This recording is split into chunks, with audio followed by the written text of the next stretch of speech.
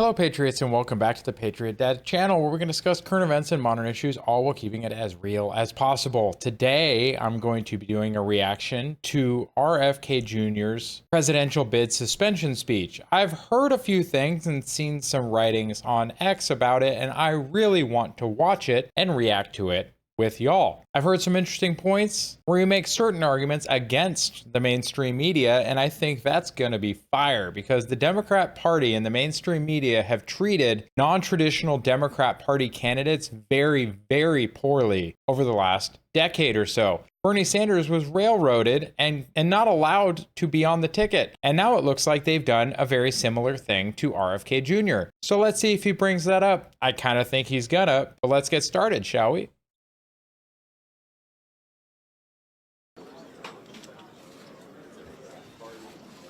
Ooh, a man that starts on time? No way. Hello, everyone. Welcome so much for being here. I'd like to introduce everyone to bring on Robert F. Kennedy Jr. Okay. I'm sorry to keep everybody waiting. Don't worry about it. 16 months ago, in April of 2023, I launched my campaign for President of the United States. I began this journey as a Democrat, the party of my father, my uncle, the party which I pledged my own allegiance to. And let's be honest, folks, RFK and JFK would not be welcome in today's Democrat Party. They may not even be welcome in today's Republican Party. Our politics has shifted so far in the decades that interesting. Long before I was old enough to vote, I attended my first Democratic convention at the age of 6 in 1960. Wow. And back then, the Democrats were the champions of the Constitution, of civil rights. The Democrats stood against authoritarianism, against censorship, against colonialism, imperialism, and unjust wars. Like I said, things have changed. That is not the case anymore. We were the party of labor, of the working class. The Democrats were the party of government transparency and the champion of the environment. Our party was the bulwark against big money interests and corporate power. True to its name, it was the party of democracy. As you know, I left that party in October because it had departed so dramatically from the core values that I grew up with. Yeah. It had become the party of war, censorship, corruption, big pharma, big tech, big ag, and big money. So basically everything that they used to stand against, they became. Now I can see why you left that party. Makes sense. When it abandoned democracy by canceling the primary to conceal the cognitive decline of the sitting president, I left the party to run as an independent. The mainstream of American politics and journalism derided my decision. Conventional wisdom said that it would be impossible even to get on the ballot as an independent because each state poses an insurmountable tangle of arbitrary rules for collecting signatures. I would need over 1 million signatures, something no presidential candidate in history had ever achieved. And then I'd need a team of attorneys and millions of dollars to handle all the legal challenges from the DNC. Which is part of why the two-party system is broken. They're gatekeeping, and it sucks. The fact that we can't have a third-party candidate run without going through all of that nonsense does not speak well for the health of our republic. The naysayers told us that we were climbing a glass version of Mount Impossible. So the first thing I want to tell you is that we proved them wrong. We did it because beneath the radar of mainstream media organs, we inspired a massive independent political movement. More than 100,000 volunteers sprang into action, hopeful that they could reverse our nation's decline. Nice. Many worked 10-hour days, sometimes in blizzards and blazing heat. They sacrificed family time, personal commitments, and sleep month after month, energized by a shared vision of a nation healed of its divisions. They set up tables at churches and farmers markets. They canvassed door to door.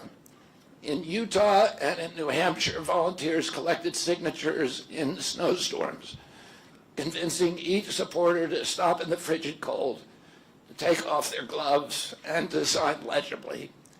During a That is inspirational, guys. Like you said, insurmountable task. And yet, where there's a will, there's a way. It can be done. Us always telling ourselves that can't be done is self-defeating, and RFK Jr. here proved it wrong. heat wave in Nevada, I met a tall, athletic volunteer who cheerfully told me that he had lost 25 pounds collecting signatures in 117-degree heat. To finance this effort, young Americans That's a lot. donated their lunch money, and senior citizens gave up part of their Social Security checks. Our 50-state organization collected those millions of signatures and more. No presidential campaign in American political history has ever done that. And so I want to thank all of those dedicated volunteers and congratulate the campaign staff who coordinated this enormous logistical feat. Yeah. Your accomplishments were regarded as impossible. You carried me up that glass mountain. You pulled off a miracle. You achieved what all the pundits said could never be done. Yeah. Good job. You have my deepest gratitude, and I'm never going to forget that, not just for what you did for my campaign, but for the sacrifices you made because you love our country. You showed everyone that democracy is still possible here. It continues to survive in the press and in the idealistic human energies that still thrive beneath a canvas of neglect and of official and institutional corruption. Yeah. As much as they want to have beaten it out of us at this point, the hope still exists. Human hope is one of those things that can do amazing things when it's put to the right task. So yeah, good job to his campaign for getting that done. Was not easy. Today, I'm here to tell you that I will not allow your efforts to go to waste. I'm here to tell you that I will leverage your tremendous accomplishments to serve the ideals that we share, the ideals of peace, of prosperity, of freedom, of health, all the ideals that motivated my campaign. I'm here today to describe the path forward that you've opened with your commitment and with your hard labors. Now, in an honest system, I believe that I would have won the election. In a system the kind that my father and my uncles thrived in. You know, to be fair, if he was actually allowed to participate in the primary, he probably could have gotten the nomination for the DNC. But the DNC didn't want a primary. They wanted the incumbent to be there. And then when the incumbent failed, they just replaced him with somebody else instead of letting the voters choose. Because if the voters had chosen RFK Jr., man, this November could have been a real toss-up. A system with open debates, with fair primaries, with regularly scheduled debate, with fair primaries, and with a truly independent media untainted by government propaganda and censorship. Ooh, shot fired. He's not wrong, though. Kamala's agreed to, I think, one, maybe two of the three debates. She refuses to debate on the already agreed upon and arranged Fox News debate. She won't participate there. I don't know what she's so afraid of. Fox News is like controlled opposition at this point. They are not conservative. But why are you afraid to debate? Like you said, open debates. It's very important. So why won't she? Don't know. In a system of nonpartisan courts and election boards, everything would be different. Yeah. After all, the polls consistently showed me beating each of the other candidates, both in favorability and also in head-to-head matchups. Yeah.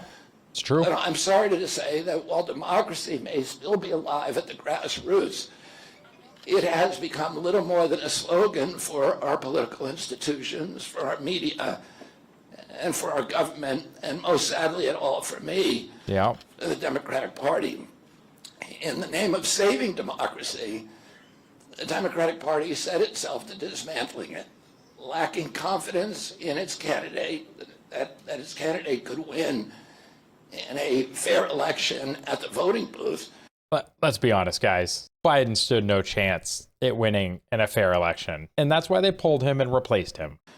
The DNC waged continual legal warfare against both President Trump and myself. Each time that our volunteers turned in those towering boxes of signatures needed to get on the ballot, the DNC dragged us into court, state after state, attempting to erase their work and to subvert the will of the voters who had signed those petitions. It deployed DNC-aligned judges to throw me and other candidates off the ballot and to throw President Trump in jail. But it's for democracy, right? Democracy? It ran a sham primary that was rigged to prevent any serious challenge to President Biden. Then, when a predictably bungled debate performance precipitated the palace coup against President Biden, the same shadowy DNC operatives appointed his successor, also without an election. They installed a candidate who was so unpopular with voters that she dropped out in 2020 without winning a single delegate. I would say before Iowa. My uncle and my father both relished debate. They prided themselves on their capacity to go toe-to-toe with any opponent in the battle over ideas. They would be astonished to learn of a Democratic Party presidential nominee who, like Vice President Harris, has not appeared in a single interview or an unscripted encounter with voters for 35 days. This is profoundly undemocratic. How are people to choose when they don't know whom they are choosing? I think that's the trick, right? They don't want people to know or be educated. They just want people to vote D. D, just down ticket. D, don't worry about who it is. The party made that decision for you. We promise it's a good candidate, right? Just vote D. Like, guys, the fact that they're arguing that it's for democracy, that they installed your candidate, like, how do you square that circle? And how can this look to the rest of the world?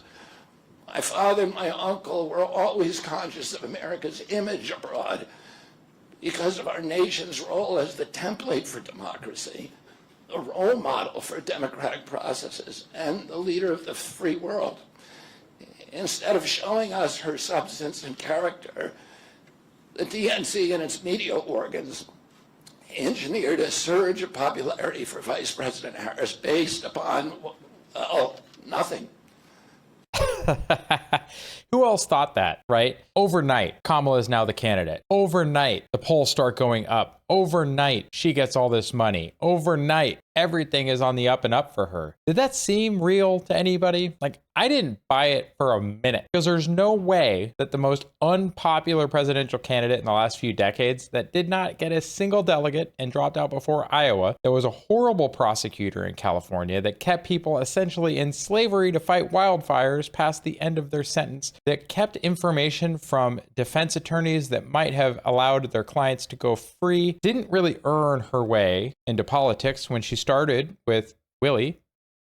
Guys, there's no way that's real. There's no way. It's all fabricated. It's all propaganda. No policies, no interviews, no debates, only smoke and mirrors and balloons. In fact, you know what? We're going to go look at her website real quick. I want to see if she has any policy on there yet. Oh, look, her website. Meet Kamala, meet Tim Walz, take action, store, donate. Maybe under frequently asked questions. How can I donate? What is the Victory Fund? What are the requirements to donate? Is it secure? Questions about voting. What are the requirements to vote? Oh, let's see if they say. Ooh, they even tell you have to be a U.S. citizen. We know they don't care about that. How can I update my contact information? Okay, so nothing about a platform. Let's see. Meet Kamala. Still just life history stuff about her record. Governor Tim Walz and his record, trying to tie Trump to Project 2025, which is not his. Agenda 47, folks. Project 2025, if you want to watch, there's a Timcast episode about it where they interview the director of that. They've been putting out policy documents for decades. It is not related to Trump. They do it for every president. It's not just him. It's not Trump's. Agenda 47 is Trump's agenda. Don't let them lie to you. Cool. So his past, I'm sure it mentions in here something about letting his state burn. Let's see. What's interesting too is he actually puts on the website that he rose to the level of command sergeant major. He did not finish that. He did not earn it. He did not earn the right to retain it either. So a little more stolen valor right on their own website. Take action. Okay, volunteer. Nope, don't want to do that. You can buy some merch. Yes, she can. Ugh. I agree. This retro shirt actually is pretty trash. It reminds me of like Three Wolf Moon or some other just shirt that's so bad it's good. Who would buy this? Like who? Who would buy this? That's enough. Either way, that's enough. Yeah, no policy on our website. In a highly produced Chicago circus, there in Chicago, a string of Democratic speakers mentioned Donald Trump 147 times. Just on the first day. Who counted that? 147 times on the first day? Why are they talking about Trump so much? Why don't they tell us about their policies? Oh, that's right. They don't have any. They're just running a campaign of Trump bad. There's nothing in there about what they're going to do for us. Policy when you have Trump to hate. In contrast, at the RNC convention, President Biden was mentioned only twice in 4 days. I do interviews every day. Many of you have interviewed me. Anybody who asks gets to interview me. Some days I do as many as 10. President Trump, who actually was nominated and won an election, also does interviews daily. How did the Democratic Party choose a candidate that has never done an interview or debate during the entire election cycle? We know the answers. They did it by weaponizing the government agencies. Yeah. They did it by abandoning democracy.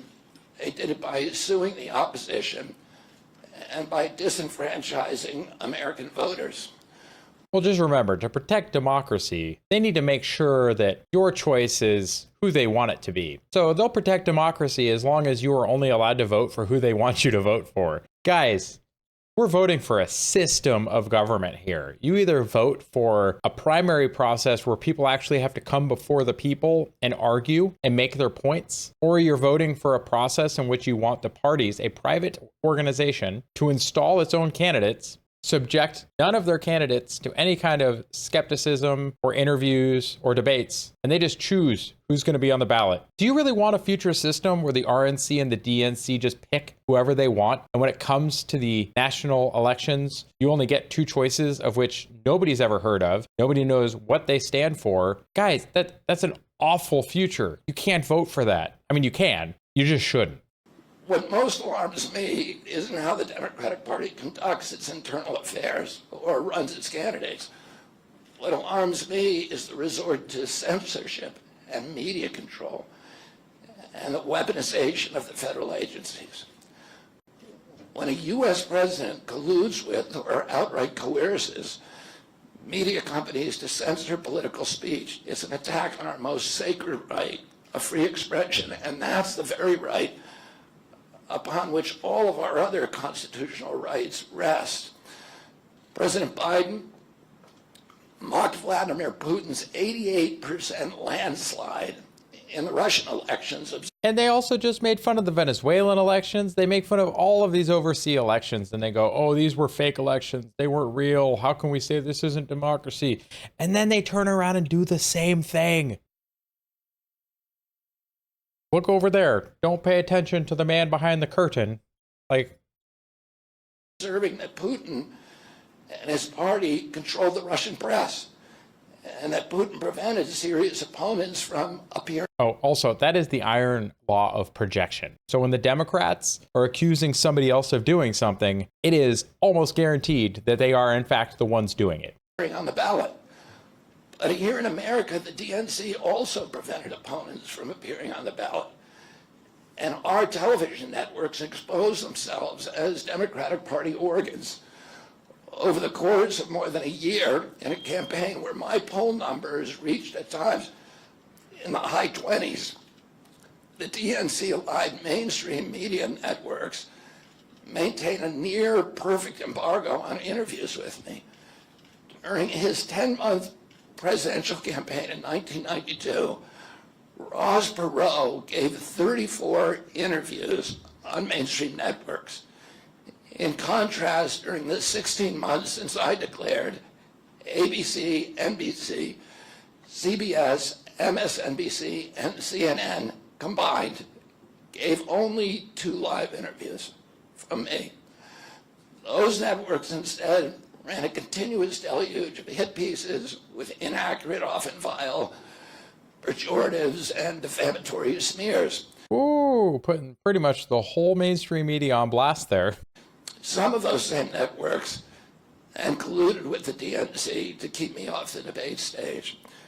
Representatives of those networks are in this room right now, and I'll just take a moment to ask you to consider the many ways that your institutions have abdicated this really sacred responsibility, the duty of a free press to safeguard democracy and to challenge always. I also enjoy that not only does he call out the press, but Trump at his rallies makes fun of the press so much. And they deserve it. But I appreciate when people call them out. The party in power. Instead of maintaining that posture of fierce skepticism toward authority, your institutions have made themselves government mouthpieces and stenographers for the organs of power. You didn't alone cause the devolution of American democracy, but you could have prevented it. You contributed. The Democratic Party's censorship of social media was even more of a naked exercise of executive power. This week, a federal judge, Terry Doty, upheld my injunction against President Biden, calling the White House's censorship project, quote, the most egregious violation of the First Amendment in the history of the United States of America. Doty's previous 155-page decision details how just 37 hours after he took the oath of office, swearing to uphold the Constitution, President Biden and his White House opened up a portal and then invited the CIA, the FBI, CISA, which is a censorship agency, it's the center of the censorship industrial complex, DHS, the IRS, and other agencies to censor me and other political dissidents on social media.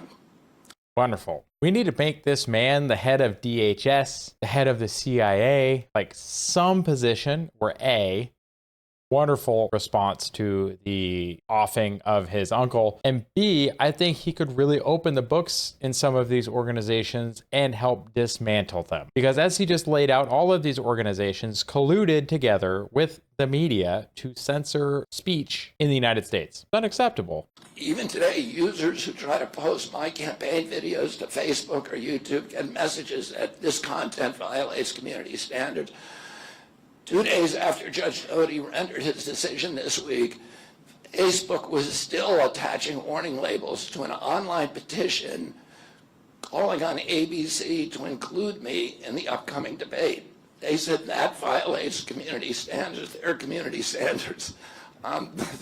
The mainstream media. He's just like baffled at this point, as should we all be. Like, how is that post a risk to the people viewing its content? Other than it's the truth and they're trying to keep the truth from you so that they can control and manipulate. Oh, wait, I just answered my own question. Never mind. Was once the guardian of the First Amendment and democratic principles, and has joined this systemic attack on democracy. It also, the media justifies their censorship on the grounds of combating misinformation, but governments and oppressors don't censor lies. They don't fear lies. They fear the truth, and that's what they censor. And I don't want any of this to sound like a personal complaint, because it's not. For me, it's all part of a journey, and it's a journey that I signed up with.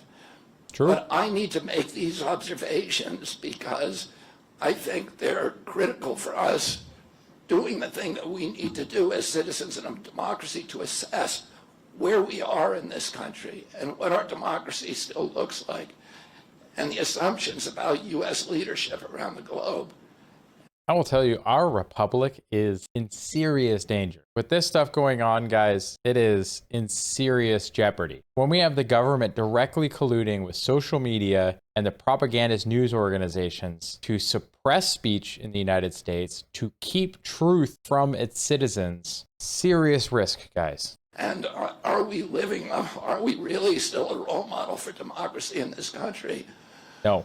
Or have we made it, a kind of a joke? And here's the good news. While mainstream outlets denied me a critical platform, they didn't shut down my ideas, which have especially flourished among young voters and independent voters. True. Thanks to the alternative media. Many months ago, I promised the American people that I would withdraw from the race if I became a spoiler. A spoiler is someone who will alter the outcome of the election but has no chance of winning. In my heart, I no longer believe that I have a realistic path to electoral victory in the face of this relentless systematic censorship and media control. So I cannot in good conscience ask my staff and volunteers to keep working their long hours or ask my donors to keep giving when I cannot honestly tell them that I have a real path to the White House. Furthermore, our polling consistently showed that by staying on the ballot in the battleground states, I would likely hand the election over to the Democrats with whom I disagree on the most existential issues, censorship. Ooh, okay, so he just straight up called it out there. He realizes that he is more likely than not to hand the election to the Democrats. He's been a Democrat his whole life. He said that earlier, right? And he realized that the party has changed so much that they are a real threat to our republic and that they are not representative of the people. His realization that he could hand the election to them, I get it. War and chronic disease. Oh, I want everyone to know that I am not terminating my campaign. I am simply suspending it and not ending it. My name will remain on the ballot in most states. If you live in a blue state, you can vote for me without harming or helping President Trump or Vice President Harris. In red states, the same will apply. I encourage you to vote for me. And if enough of you do vote for me, and neither of the major party candidates win 270 votes, which is quite possible. In fact, today our polling shows them tying at 269 to 269. And I could conceivably still end up in the White House in a contingent election. But Somebody cheered. in about 10 battleground states where my presence would be a spoiler, I'm going to remove my name. And I've already started that process and urge voters not to vote for me. Interesting. So he's selectively removing himself from the ballot in states that he knows they're battlegrounds where he could spoil the election, but he's leaving himself on there to try and get enough votes. My guess, to secure public funding possibly for an independent candidate in the future. I don't know. Maybe he'll go over that. It's with a sense of victory and not defeat that I'm suspending my campaign activities. Not only did we do the impossible by collecting 1 million signatures, we changed the national political conversation forever. Chronic disease, free speech, government corruption, Yes. breaking our addiction to war, have moved to the center of politics. I can say to all who have worked so hard in the last year and a half, thank you for a job well done. 3 great causes drove me to enter this race in the first place, primarily. And these are the principal causes that persuaded me to leave the Democratic Party and run as an independent. Okay. And now to throw my support to President Trump. The causes were free speech, the war in Ukraine, and the war on our children. I've already described some of my personal experiences and struggles with the government's censorship industrial complex. I want to say a word about the Ukraine war. The military industrial complex has provided us with a familiar comic book justification like they do on every war. Russia's bad, okay? Russia's bad. So spend hundreds of billions of dollars we don't have to help out their buddies who make weapons because Russia is bad. That this one is a noble effort to stop a supervillain, Vladimir Putin, from invading the Ukraine and then to thwart his Hitler-like march across Europe. In fact, tiny Ukraine is a proxy in a geopolitical struggle initiated by the ambitions of the U.S. neocons for American global hegemony. I'm not excusing Putin for invading Ukraine. He had other options. But the war is Russia's predictable response to the reckless neocon project of extending NATO to encircle Russia, a hostile. Exactly. We have a video about that, folks. We have been the antagonist against Russia for decades. Expansion of NATO is what triggered their invasion of Georgia. It triggered their invasion of Crimea, and it triggered the invasion of Ukraine. It was a predictable response because we had seen it before. Fact. The credulous media rarely explain to Americans that we unilaterally walked away from 2 intermediate nuclear weapons treaties with Russia and then put nuclear-ready Aegis missile systems in Romania and Poland. This is a hostile act. And that the Biden White House repeatedly spurned Russia's offer to settle this war peacefully. The Ukraine war began in 2014 when U.S. agencies overthrew the democratically elected government of Ukraine and installed a hand-picked pro-Western government that launched a deadly civil war against ethnic Russians in Ukraine. In 2019, America walked away from a peace treaty, the Minsk Agreement, that had been negotiated between Russia and Ukraine by European nations. And then in April of 2022, we wanted the war. In April of 2022, we did. President Biden sent Boris Johnson to Ukraine to force President Zelensky to tear up a peace agreement that he and the Russians had already signed, and the Russians were withdrawing troops from Kiev and Donbass and Lugansk. And that peace agreement would have brought peace to the region and would have allowed Donbass and Lugansk to remain part of Ukraine. But it would not have allowed the U.S. to launder hundreds of billions of dollars and send it to their friends in the military-industrial complex. President Biden stated that month that his objective in the war was regime change in Russia. His Defense Secretary Lloyd Austin simultaneously explained that America's purpose in the war was to exhaust the Russian army, to degrade its capacity to fight anywhere else in the world.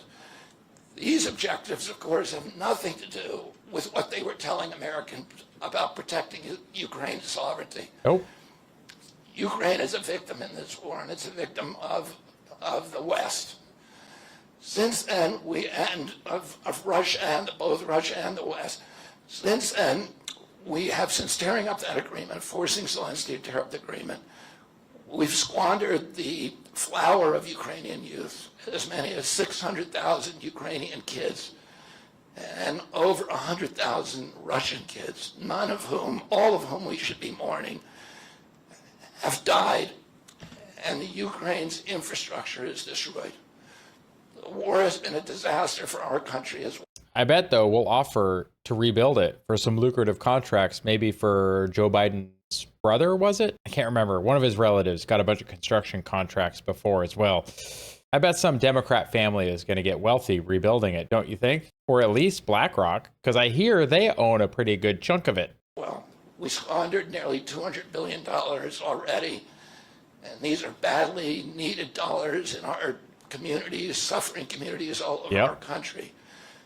The Nord Stream pipeline sabotage and the sanctions have destroyed Europe's industrial base, which formed the bulwark of U.S. national security. A strong Germany with a strong industry is a much, much stronger deterrent to Russia, and a Germany that is deindustrialized and turned into just an extension of U.S. military base.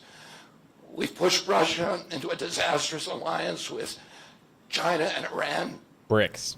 We're closer to the brink of nuclear exchange than at any time since 1962. And the neocons in the White House don't seem to care at all. They don't. Our moral authority and our economy are in shambles. And the war gave rise to the emergence of BRICS, which now threatens to replace the dollar as the global reserve currency. And it almost has already. And if you remember, the petrodollar agreement expired without a new agreement. So now there are people around the world buying and selling oil not in US dollars. That does not bode well for the US dollar or the American economy. Going forward, it just doesn't. This is a first-class calamity for our country. Judging by her bellicose, belligerent speech last night in Chicago, we can assume that President Harris will be an enthusiastic advocate for this and other neocon military adventures. And President Trump says that he will reopen negotiations with President Putin and end the war overnight as soon as he becomes president. You guys are in office right now. If you could do that, why aren't you doing it now? Stop the death. Stop the spending. Stop putting the world at risk of a thermonuclear exchange. If you could do something about it, you're already in the presidency. Have your boy call and end it today, Kamala. It wouldn't be something you should do on day one. It should be something you should do now, because day one was over 3.5 years ago. God, you're annoying. Alone would justify my support for his campaign. Last summer, it looked like no candidate was willing to negotiate a quick end to the Ukraine war, to tackle chronic disease epidemic, to protect free speech, our constitutional freedoms, to clean corporate influence out of our government, or to defy the neocons and their agenda of endless military adventurism. But now one of the two candidates has adopted these issues as his own, to the point where he has asked to enlist me in his administration. I'm speaking, of course, of Donald Trump. Less than 2 hours after President Trump narrowly escaped assassination, Callie Means called me on my cell phone. I was then in Las Vegas. Callie is arguably the leading advocate for food safety, for soil regeneration, and for ending the chronic disease epidemic that is destroying America's health and ruining our economy. Sounds important. Callie has exposed the insidious corruption at the FDA, the NIH, the HHS, and the USDA that has caused... He just listed almost a full handful of organizations that affect your food. Does anybody else feel like there are just too damn many acronym alphabet organizations in our government? Is it supposed to be this big? I don't think that it is. The 10th Amendment says that anything not specifically called upon in the Constitution, and I'm paraphrasing the comment section, goes back to the states. I don't remember seeing anywhere in the Constitution any of those alphabet agencies standing in the way of me and affordable beef and raw milk. Do you? Caused the epidemic. Callie had been working on and off for my campaign, advising me on those subjects since the beginning. And those subjects have been my primary focus for the last 20 years. I was delighted when Callie told me that day that he had also been advising President Trump. He told me President Trump was anxious to talk to me about chronic disease and other subjects, and to explore avenues of cooperation. He asked if I would take a call from the president. President Trump telephoned me a few minutes later, and I met with him the following day. A few weeks later, I met again with President Trump and his family members and closest advisors in Florida. In a series of long, intense discussions, I was surprised to discover that we are aligned on many key issues. Good. In those meetings, he suggested that we join forces as a unity party. We talked about Abraham Lincoln's team of rivals. That arrangement would allow us to disagree publicly and privately, and fiercely, if need be, on issues over which we differ. while working together on the existential issues upon which we are in concordance. And that's the kind of coalition building that we need from a real leader. Do you see Kamala doing this with anybody? I don't. She's not talking publicly with anybody, really, except for a few little interviews here and there. And they're not really interviews, but like one or two questions while she's getting off her plane. And there's softball questions from the controlled media. No one believes that Harris is capable of what is being discussed right here. I was a ferocious critic of many of the policies during his first administration, and there are still issues and approaches upon which we continue to have. A lot of us did not like a lot of the things that his first administration did, especially in the last year during COVID. Most of the Trump supporters that I know are not just blind zealots, right? We all pretty much have criticisms, except for the rare few. The majority of us have a lot of criticisms as well, but we also can weigh the balance and go net positive or net negative. And right now, guys, I don't see any other candidate that's not net negative. Trump is the only one that I see right now that is a positive. And I'm probably not going to agree with most of the things he does or says, but I know I disagree with almost everything that Harris has said so far, and Walz both. Have very serious differences. We are aligned with each other on other key issues, like ending the forever wars. Yes. Ending the childhood disease epidemic. Yes. Securing the border. Yes. Protecting freedom of speech. Yes. Unraveling the corporate capture of our regulatory agencies. Yes. Getting the U.S. intelligence agencies out of the business of propagandizing and censoring and surveilling Americans. And homicide. And interfering with our elections. Following my first discussion with President Trump, I tried unsuccessfully to open similar discussions with Vice President Harris. Vice President Harris declined to meet or even to speak with me. Anybody surprised? Also, all of the sycophants on X right now are like, that's not legal. You can't discuss things. You can't meet. You can't talk. Really?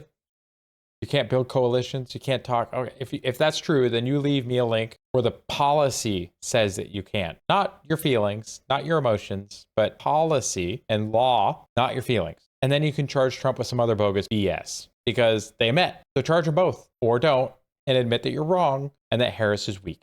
Suspending my candidacy is a heart-rending decision for me, but I'm convinced that it's the best hope for ending the Ukraine war and ending the chronic disease epidemic that is eroding our nation's vitality from the inside. Yep. And for finally protecting free speech. Microplastics in the balls, long wars, elimination of free speech. That's pretty much everything Kamala's for. I feel a moral obligation to use this opportunity to save millions of American children above all things. Yep.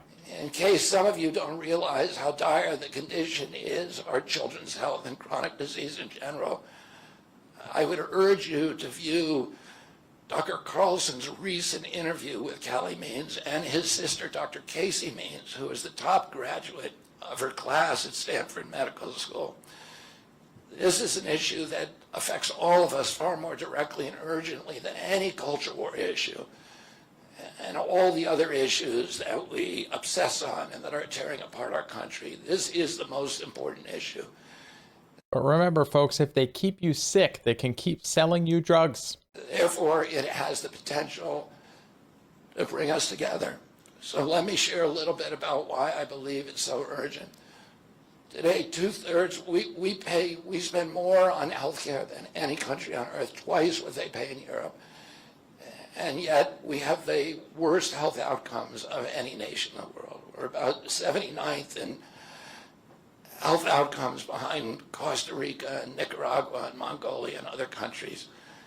Nobody has a chronic disease burden like we have. And during the COVID epidemic, I don't know if you understand that. That's crazy. We're supposed to be the shining beacon on a hill, and we're behind that many other countries in health outcomes. Something's wrong. we have the highest body count of any country in the world. We had 16% of the COVID deaths, and we only have 4.2% of the world's population. And CDC says that's because we are the sickest people on earth. We and have obese. The highest chronic disease rate on earth. And the average American who died COVID had 3.8 chronic diseases. So these were people who had immune system I was going to guess 2 comorbidities, but 3, almost 4, 3.8. We are sick. collapse, who had mitochondrial dysfunction. And no other country has anything like this. 2/3 of American adults and children suffer from chronic health issues. This is fine. 50 years ago, that number was less than 1%. So we've gone from 1% to 66%. Hold up. Wait a minute. Can you repeat that, please? 1% to 66%.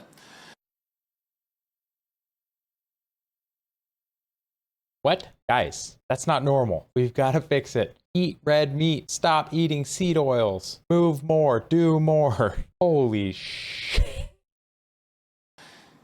In America, 74% of Americans are now overweight or obese, and 50% of our children, 120 years Working ago, on it. when somebody was obese, they were sent to the circus. There were case reports done about them. Obesity was almost unknown. In Japan, I mean, that's true. Look at pictures from like the 50s, the 60s, the 70s, the 80s. And look at the average beachgoer in those decades. And look at the land whales that we've become as a people. The normal. childhood obesity rate is 3% compared to 50% here.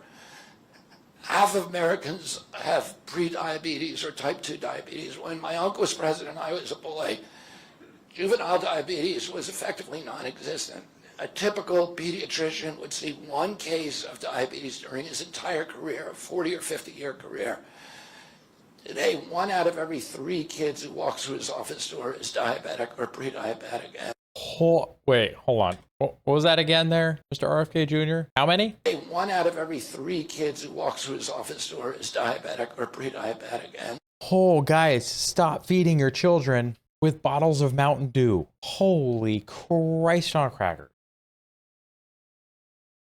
Like, I knew it was bad, but maybe I do need to go watch that Tucker interview because that's awful. the mitochondrial disorder that caused diabetes, also causing Alzheimer's, which is now classified as diabetes. And it's costing this country more than our military budget every year.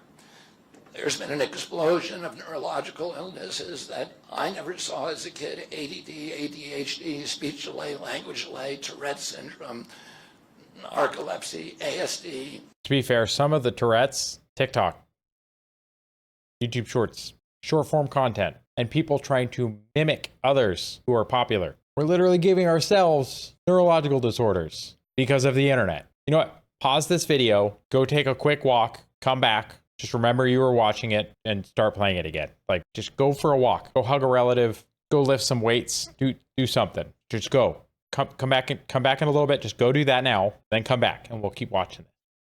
Okay, you're back? Cool. Hopefully you had a good workout. Asperger's, autism. In the year 2000, the autism rate was 1 in 1,500. Now autism rates in kids are 1 in 36, according to CDC nationally. Nobody's talking about this.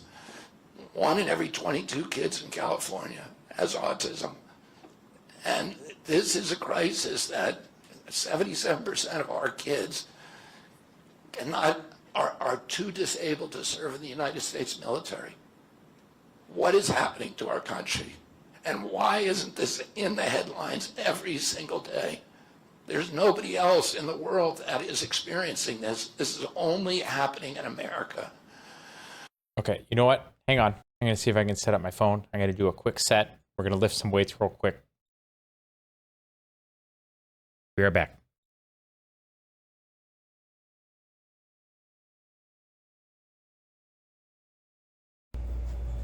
Okay.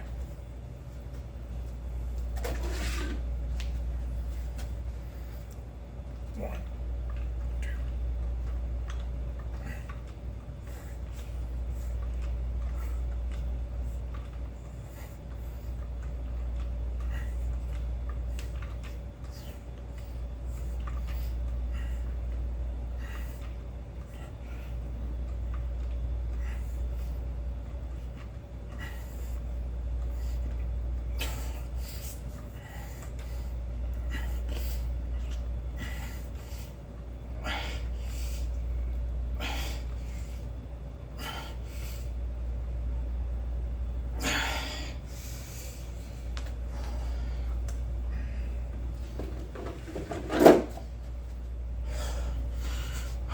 15. Okay. Whew. Okay, feel better. All right, folks, let's continue.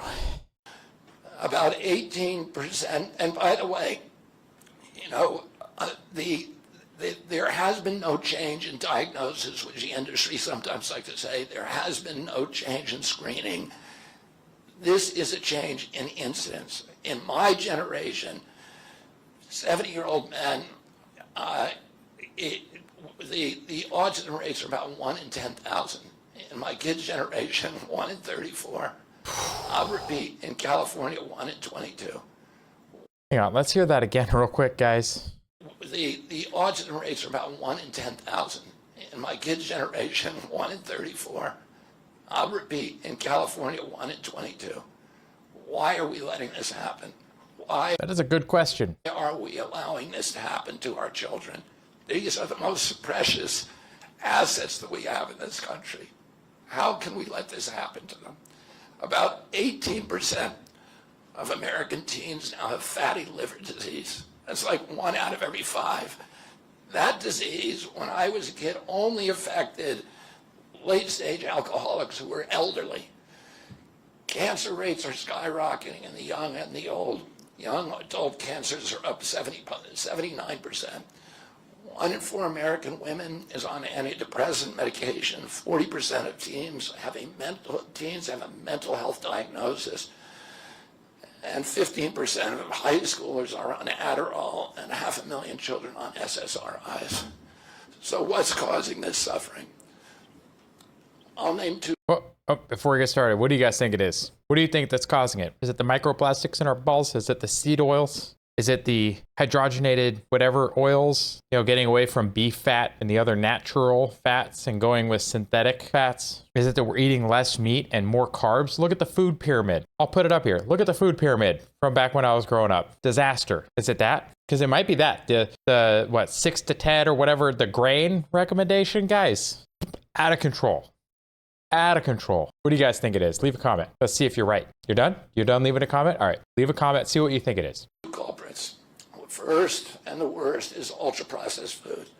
Yep.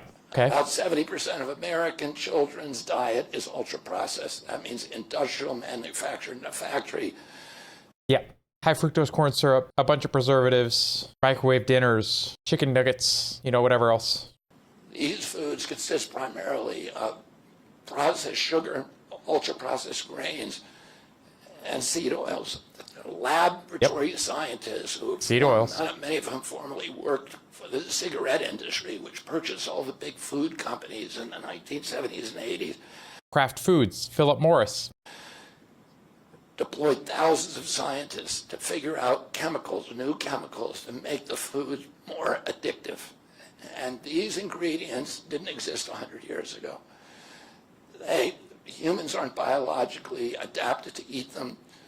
Nope. Hundreds of these chemicals are now banned in Europe, but ubiquitous in American processed foods. The second culprit. Which makes you wonder, why do we have a bunch of food ingredients that are banned in Europe, but they're tolerated here? Is toxic chemicals in our food, in our medicine, in our environment.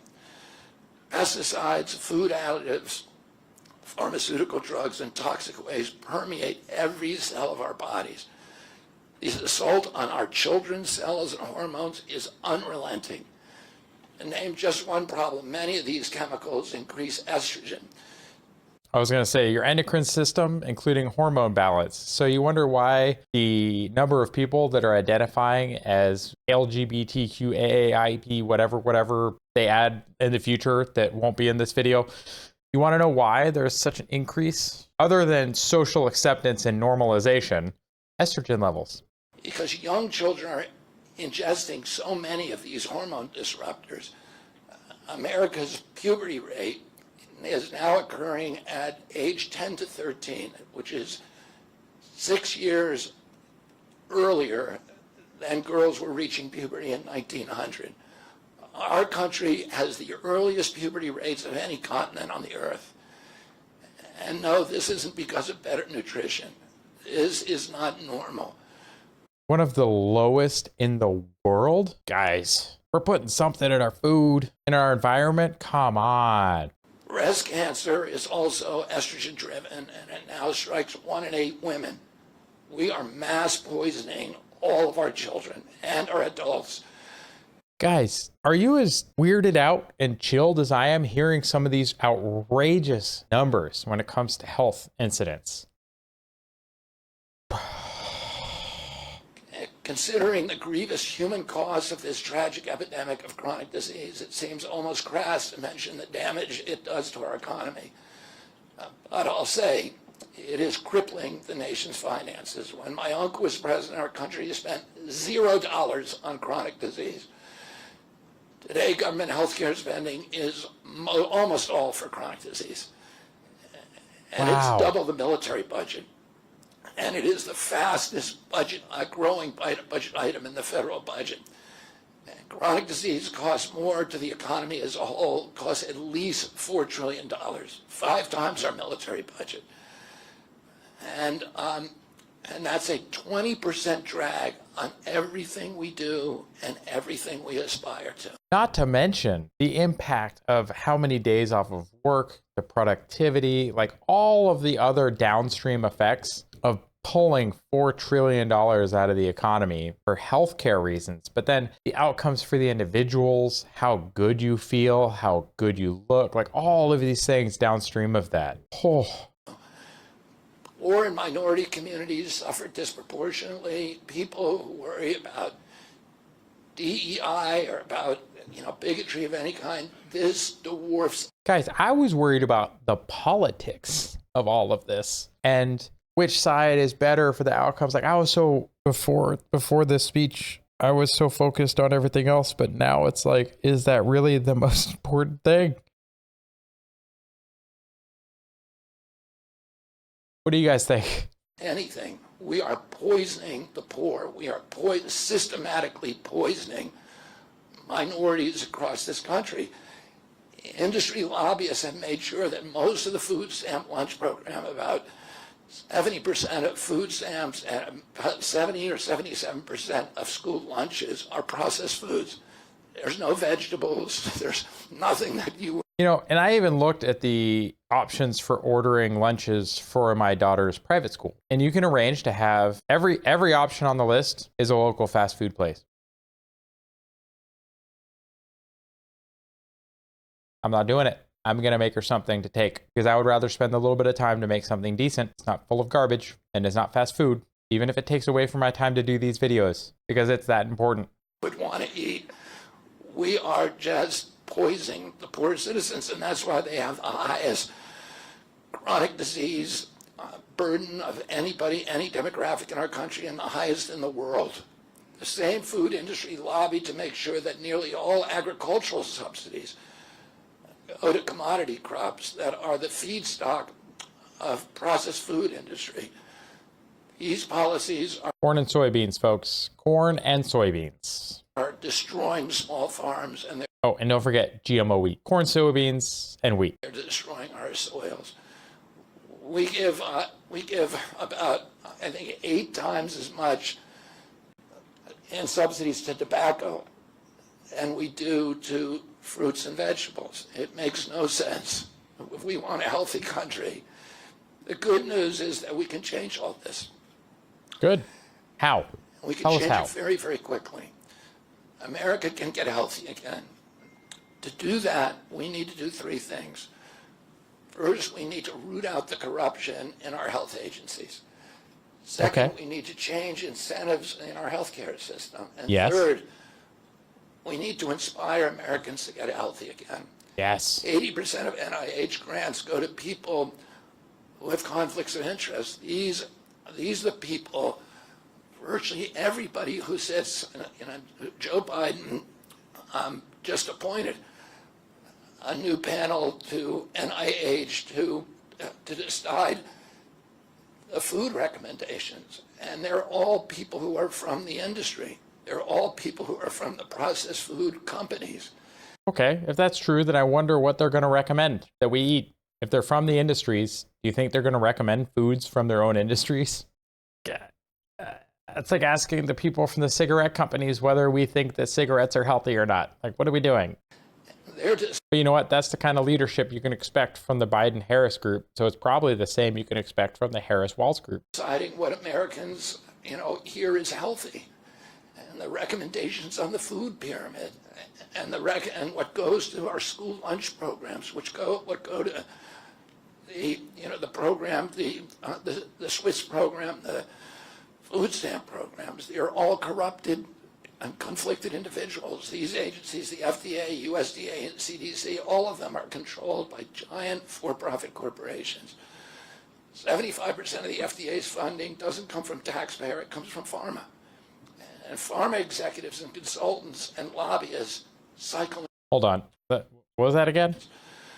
75% of the FDA's funding doesn't come from taxpayer, it comes from pharma. And you wonder why the FDA is keeping us sick. And pharma executives and consultants and lobbyists cycle in and out of these agencies. With President Trump's backing, I'm going to change that. We're Good. going to staff these agencies with honest scientists and doctors who are free from industry funding. Good. We're going to make sure the decisions of consumers, doctors, and patients are informed by unbiased science. A sick child is the best thing for the pharmaceutical industry. When American children or adults get sick with a... And if you wonder why they're all about young people transitioning, when you do that, what do you think you are now going to do for the rest of your life? You're going to be a client of pharma forever.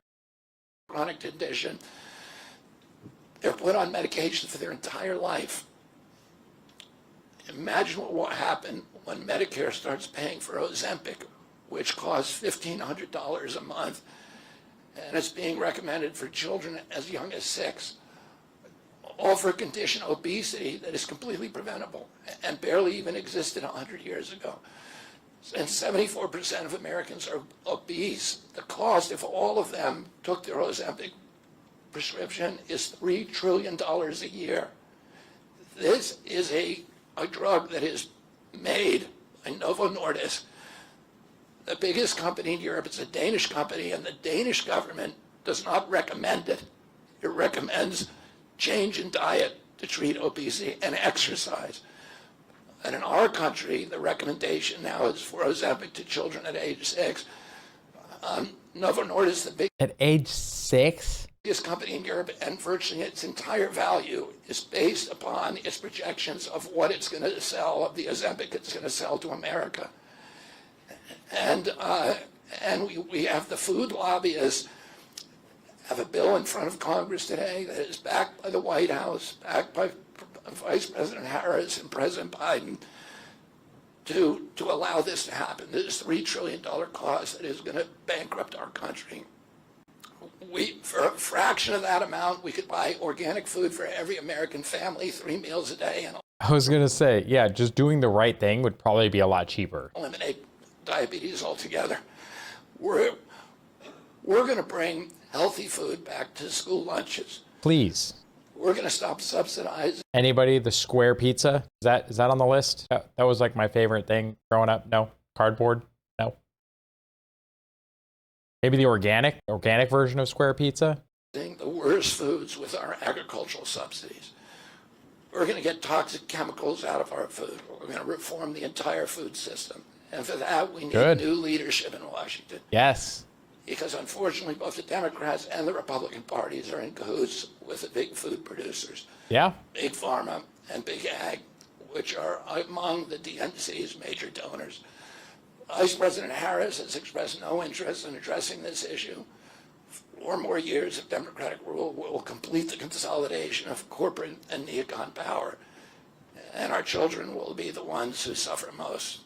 I got involved with chronic disease 20 years ago, not because I chose to or wanted to. It was essentially thrust upon me. It was an issue that should have been central to the environmental movement. I was a central leader at that time, but it was widely ignored by all the institutions, including the NGOs, who should have been protecting our kids against toxins. It was an orphaned issue, and I had a weakness for orphans. I watched generations of children get sicker and sicker. I had 11 siblings, and I had 7 kids myself. I was conscious of what was happening in their classrooms. And 11 siblings, 7 kids. If every one of those siblings had kids, that is quite the legacy. Ooh, we don't do that as much anymore, do we? Really only get the Catholics, the Mormons, the Muslims. Like, who else has really big families like that? Maybe the Amish, the Mennonites, maybe? Their friends, and I watched these sick kids, these damaged kids.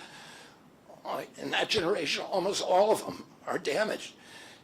And nobody in power seemed to care or to even notice. For 19 years, I prayed every morning that God would put me in a position to end this calamity.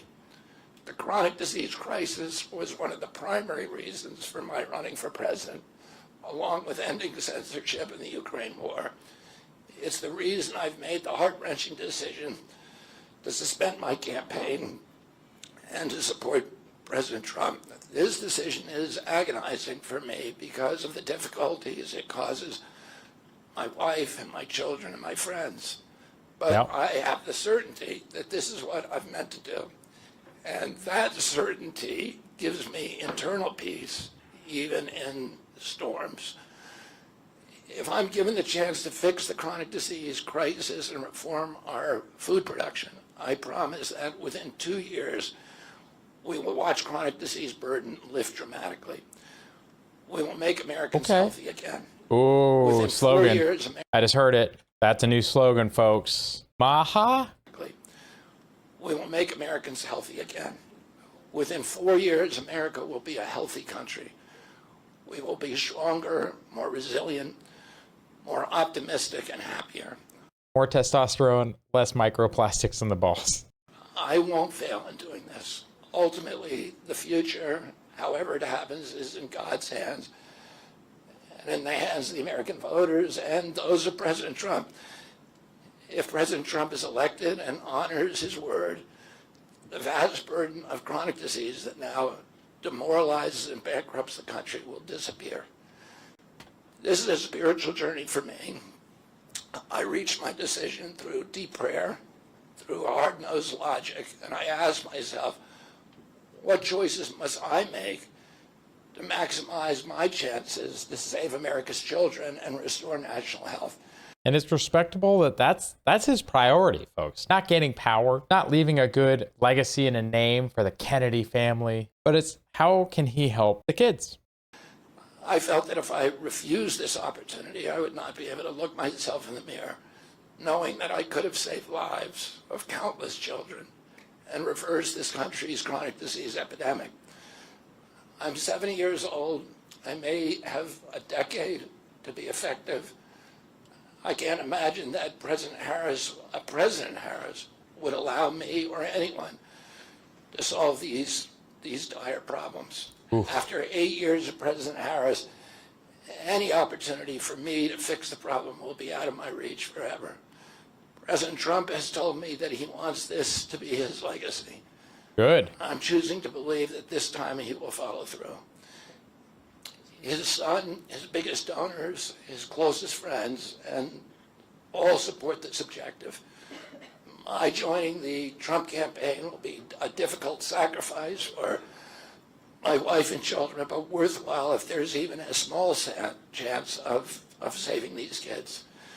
Ultimately, the only thing that will save our country and our children is if we choose to love our kids more than we hate each other. Ooh, we're going to listen to that one again. That, very true. That was a powerful statement. Is if we choose to love our kids more than we hate each other. Yeah, true. We need to stop choosing to hate each other so much and start looking for solutions to problems like this. This is insane, guys. Very glad I watched this. That's why I launched my campaign to unify America.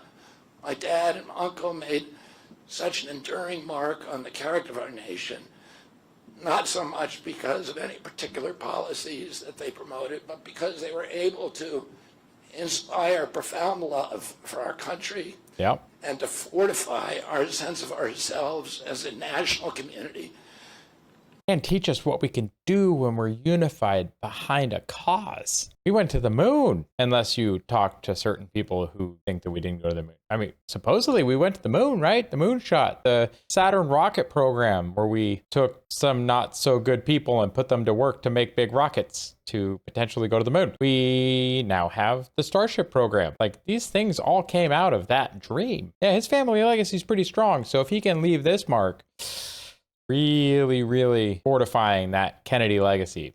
Held together by ideals. They were able to put their love into the intentions and hearts of ordinary Americans and to unify a national populist movement of Americans, blacks and whites, Hispanics, urban and rural Americans. They inspired affection and love and high hopes and a culture of kindness that continue to radiate among Americans from their memory. And you can tell he really feels this, folks. Like, he's not just making it up and reading a teleprompter. This man's actively crying. I didn't see anyone walk up and spritz him or dabble some tears in his eyes. Like, this man is very emotionally invested in this. That's the spirit on which I ran my campaign and that I intend to bring into the campaign of President Trump. Instead of vitriol and polarization, I will appeal to the values that unite us. Good. The goals that we could achieve if only we weren't at each other's throats.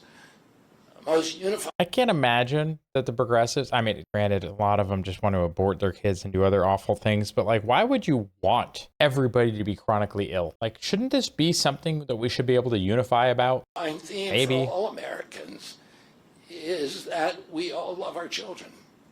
If we all unite around that issue now, we can finally give them the protection, the health, and the future that they deserve.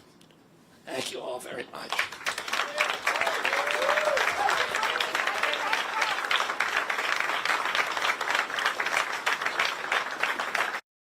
All right, folks.